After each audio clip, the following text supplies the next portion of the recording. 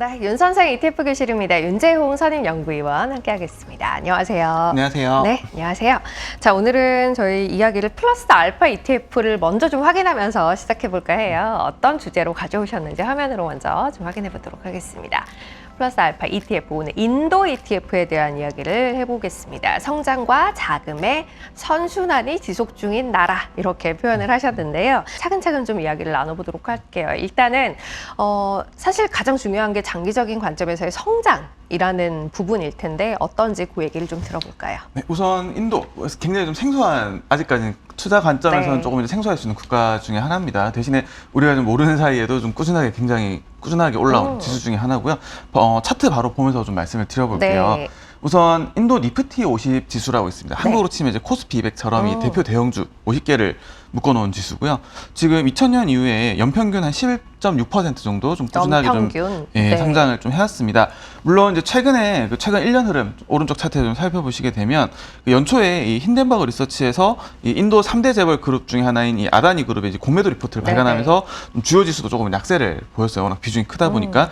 하지만 이 큰 이슈 확대 없이 이제 지수가 또 또 성공을 해서요. 연초 대비 좀 8.5% 정도 좀 상승을 보인 상태입니다. 그러네요. 사실 연초에 이슈가 있었습니다만 당시에 빠졌던 거 다 만회하고도 이제 그보다 더 올라와 있는 상황으로 진행이 되고 있는데 최근의 흐름만 놓고 이 이야기를 조금 더 나눠보면 사실 시장의 분위기가 전체적으로 봤을 때 썩 좋지는 않은 흐름이었어요. 그럼에도 불구하고 인도는 나름 잘 버티는 모습인 것 같은데 그 이유를 어디서 찾아야 할까요? 네, 우선 그 가장 큰 이유는 아까 처음에 이제 제목에서도 표현했던 것처럼 이 성장 그리고 이 자금 두 가지로 약간 선순환되는 구조에서 좀 찾아볼 수 있다라고 좀 말씀을 드릴 수가 있을 것 같아요.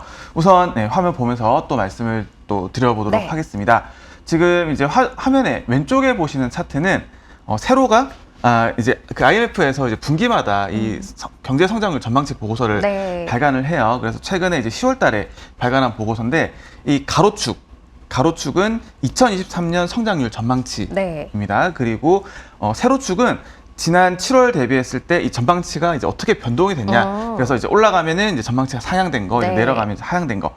지금 이제 이 전망치도 상향이 되고 이제 성장률 전망치가 이제 플러스인 여러 국가들이 있는데 인도가 좀 유일하게 이제 6% 이상 올해 기준 6% 이상 고성장이 좀 전망이 되면서 역시나 성장률 전망치도 올라간 국가 중에 거의 유일한 국가라고 좀 보실 수가 있을 것 같아요. 전망치가 가장 높은 축이면서도 전망치가 또 위로 상향된 그렇죠. 긍정적인 높은데 또 더 높아진 그런 국가라고 좀 보실 수가 있을 것 같고요. 자, 이유가 뭐가 있을까 좀 생각을 해보면 제가 좀 정리를 좀 몇 가지로 해봤습니다. 우선 이 공급망 재편이라는 이슈가 제일 클 것 같아요. 이제 이 중국이 이 글로벌 공장에서 벗어나서 이제 점점 이제 외부로 좀 더 이제 다변화를 하는 과정들, 그리고 어떤 정부의 어떤 기업가 정신이라든가 이런 것들 좀 뒷받침하는 인적 인프라 학력이 좀 굉장히 높은 국가 중에 하나죠. 그리고 이 외적 내적 자금 유입이라고 해놨는데 일단 외부적인 자금은 그 외국인 직접 투자, FDI라고 얘기하는 이 외국인 직접 투자가 굉장히 좀 꾸준하게 좀 늘고 있고요. 내부적으로도 이 인도 국민들이 좀 굉장히 증시에 계좌 숫자도 늘어나고 하면서 투자도 계속해서 좀 늘어나고 있습니다. 자, 그래서 이런 것들, 이 인도라는 국가를 하나 이제 개별 기업으로 봤을 때 인도가 계속적으로 성장을 하기 위해서는 이들 요소들이 계속해서 좀 지속이 되어야 될 것 같고요. 가장 중요한 건 결국 이 성장이 계속해서 이루어지고 있고 여기에 맞물려서 돈도 계속해서 좀 들어오고 있다라는 부분들이 좀 가장 큰 요인이 될 것 같아요. 물론 이 미국 주도의 이 공급망 재편에도 불구하고 이 인도가 중국을 완전하게 대체하기는 조금 어렵죠. 중국도 이제 수십 년간 쌓아온 인프라가 있다 보니까 어떤 인도 자체만 봐도 아직까지는 조금 이제 열악한 인프라라든가 숙련도라든가 이런 것들이 좀 있습니다. 다만 이 글로벌 기업들도 완전히 대체한다는 개념으로 본다기보다는 이 차이나 플러스 원, 중국을 기점으로 두고 좀 더 이제 다변화하는 전략으로 좀 가고 있다 보니까 해당 수혜가 좀 더 이제 좀 장기간 좀 이어지지 않을까라는 부분도 좀 전망을 해볼 수가 있을 것 같습니다. 그렇다면 앞서 봤던 인도의 증시의 성장도 그러하고 경제적인 측면에서의 성장도 그러고 향후에 지속될 가능성이 조금 더 높다라는 걸 이제 저희는 베이스에 두고 이야기를 나눠야 할 것 같네요. 이제 투자 관점에서 어떻게 접근해야 되는지에 대한 이야기를 조금 더 나눠봤으면 좋겠는데요. 일단 인도 관련 ETF들 어떤 것들이 있는지 먼저 좀 볼까요? 인도를 주제로도 굉장히 많은 ETF들이 또 상장이 되어 있습니다. 좀 바로 이제 화면 보면서 좀 말씀을 드릴 텐데요. 우선 이 인도 ETF 관련해서 이 인도 본토에도 또 ETF 시장이 있어요. 거의 네. 90조 가까운 ETF 시장인데 대신에 좀 굉장히 다양한 ETF들이 상장이 되어 있지만 아쉽지만 아직까지 좀 매매가 거래가 안 되죠. 거래가 안 되는 네. 상황입니다.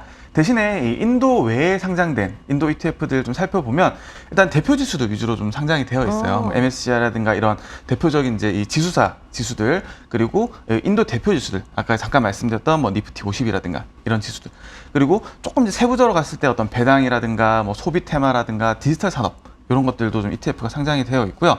지금 2023년 들어서 또 신규 상장이 또 좀 활발하게 또 이루어지고 있는 상태예요. 네. 또 어떻게 보면 시장에 관심이 또 늘어나고 있죠. 이외에 또 이제 적극적인 시장 대응 목적에서 또 액티브형도 또 신규 상장이 되고 있다라는 거 말씀드릴 수가 있겠습니다. 알겠습니다.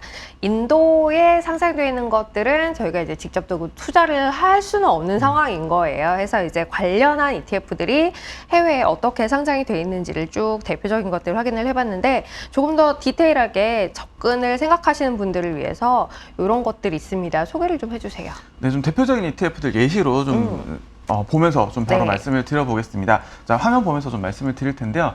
그 왼쪽에 있는 이 INDA 인다라는 티커를 가진 ETF는 인도 관련된 ETF 중에서 가장 큰 ETF예요. 그래요? 운용 자산이 8조 정도. 8조 원 정도 됩니다. 네. 그래서 이 인도 주식시장이 한 85% 정도에 해당되는 124개 종목 정도를 좀 편입을 하고 있고요. 네. 국내에도 또 인도 ETF가 또 상장이 되어 있어요. 국내에는 이 아까 말씀드렸던 이 니프티 50 네. 지수를 추종한 ETF가 좀 굉장히 많이 상장이 되어 있고 여기 있는 이제 니프티 50 지수는 이 인도 증권 거래소 상장 종목 중에서 시가총액 가중 방식으로 상위 50개 종목을 좀 편입을 하고 있습니다. 지금 하단에 그 편입 상위 종목들 몇 개를 네. 정리를 했는데 지금 이제 세 번째에 있는 이 릴라이언스 인더스트리라는 기업은 복합 기업이에요. 네. 한국으로 치면 이 SK텔레콤이라든가 이마트라든가 S오일 이런 기업들을 다 가지고 있는 이제 그룹이라고 좀 보시면 될 것 네. 같고요.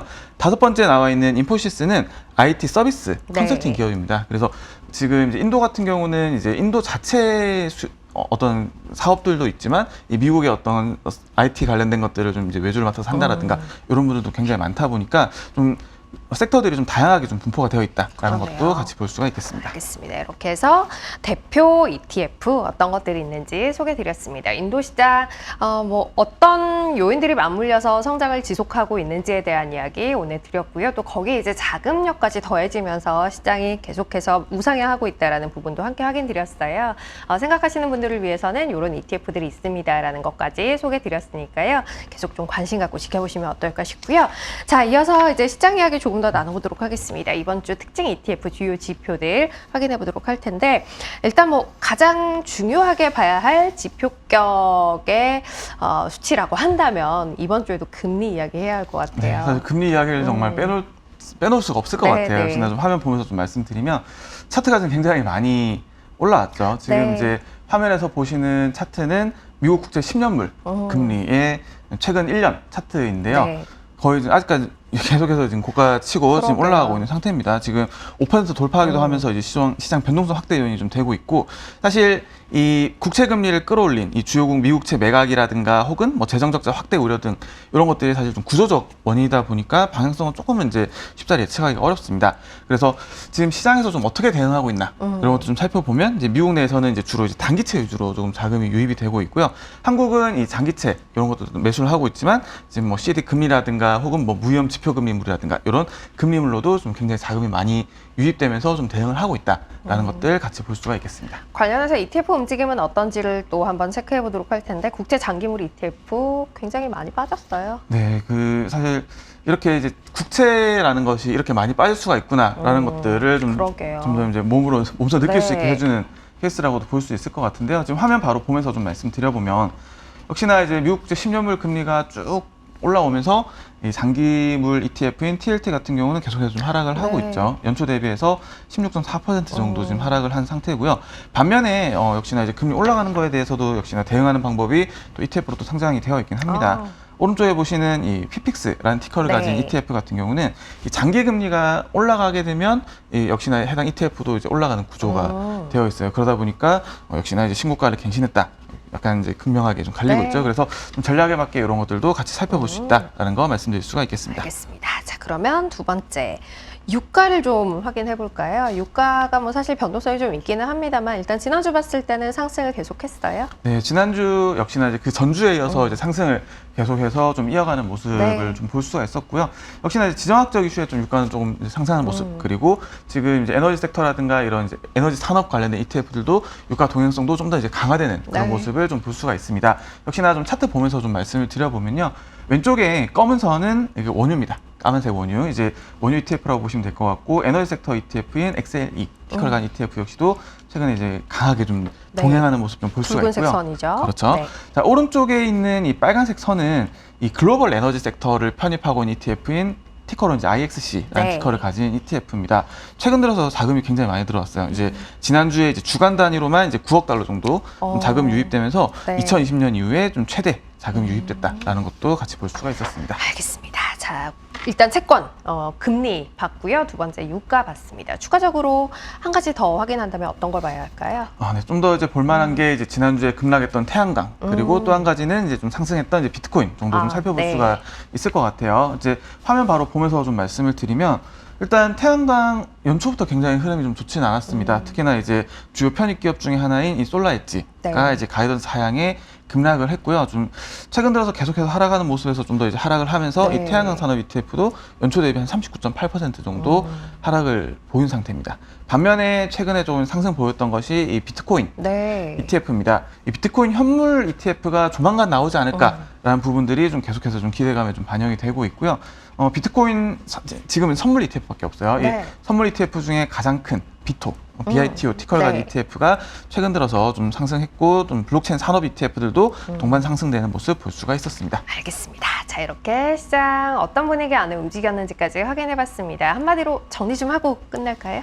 역시나 이제 마무리도 이제 금리 네. 이야기로 좀 마무리할 수밖에 없을 것 같은데요. 일단 주간 요약은 미국 10년물 금리 5% 요거로 잡았어요. 일단 현 시점에서 가장 중요하게 보고 있는 포인트는 이 시장 참여자들이 이 5% 금리에 얼마나 좀 빨리 적응을 할 건가. 4% 후반대 지금 머무르고 있지만 네. 얼마나 빨리 적응을 할 건가. 그리고 지금 이번 주 예정되어 있는 이 주요 기업들 실적 관련해서도 좀 이제 실적을 좀 잘 나와준다라고 하게 되면 이제 시장 관심사가 조금은 넘어가지 않을까라는 부분 좀 볼 수가 있을 것 같고요. 역시나 이 금리에 얼마나 빨리 적응할까라는 부분들은 이 국채 입찰 관련해서 좀 네. 살펴볼 수가 있을 것 같고, 물론 이 실적 부진에 대한 민감도가 좀 극도로 좀 올라와 있어요. 실적 잘 나오면 잘 안 움직이지만 실적이 안 좋게 나오면 어김없이 지금 터지고 있는 맞아요. 구간이다 보니까 큰 기대가 없을 수도 있습니다. 그럴 수도 있겠지만 이 반등을 위한 이 디딤돌 쌓기 측면에서 조금 기대할 수가 있겠다라는 거 말씀드릴 수가 있겠습니다. 알겠습니다. 자, 오늘 윤 선생 ETF 교실 여기까지 하도록 하겠습니다. 윤재웅 선임연구위원 함께했습니다. 고맙습니다. 고맙습니다.